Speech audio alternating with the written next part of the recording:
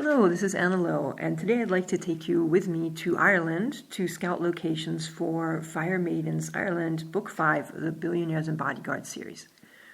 A lot of the inspiration for the story actually started when I wrote Fire Maidens London, Book 2, because there's a scene with guardians from all over the UK, including, of course, Northern Ireland. And just for fun, I had the giant Irish deer or Irish elk. You can hear interchangeable terms for them. Eamon Barley mentioned in one of the scenes there. So when I got around to writing Book 5 in Ireland, I figured I should bring Eamon Barley back in. And he's kind of the huge, hulking, maybe not the quickest thinking, but a very steady presence of the Guardians in Northern Ireland, which got me thinking. I guess that planted the seed of Northern Ireland, because I originally thought, when I thought about Ireland, I thought about starting the story in Dublin. And I did a trip to Dublin and looked around and thought about it. Temple Bar, places like Temple Bar, and I originally thought maybe something with a waitress in somewhere in Dublin, and she inherits something.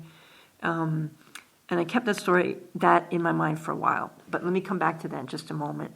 Meanwhile, in Ireland, in Dublin, we did the other main sites, things like the Trinity College Library. And there you see the Book of Kells. So for a while, I thought about doing something with some kind of sacred book. But of course, the star of the show there is the really ancient harp they have.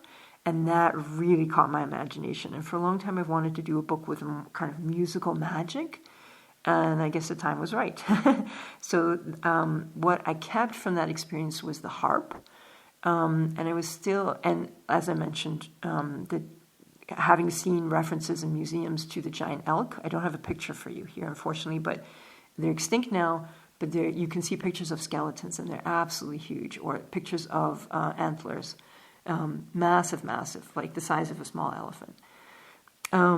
So those two things stuck in my head, and I was still trying to put the story together when I was talking to some friends, my Irish friends who live near Dublin, and they had just recently got back from a trip from Northern Ireland, and they were just raving about what they had seen. So we ended up going to Northern Ireland as well, and it's just amazing.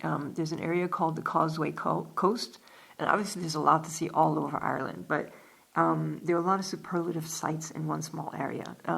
This is in Northern Ireland. So things like Dunloe Castle.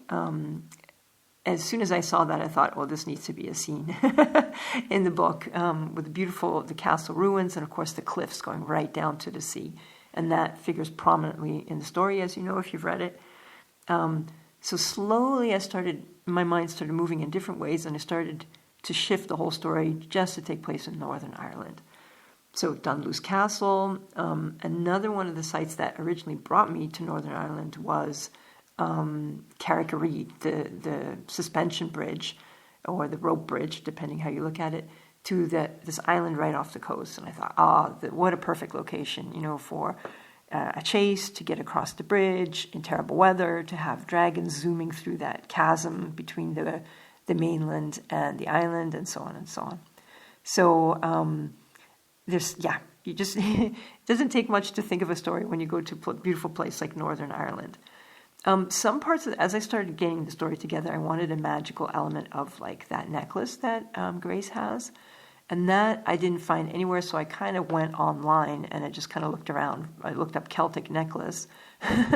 And I just looked for ideas. Obviously didn't buy one, just looked around.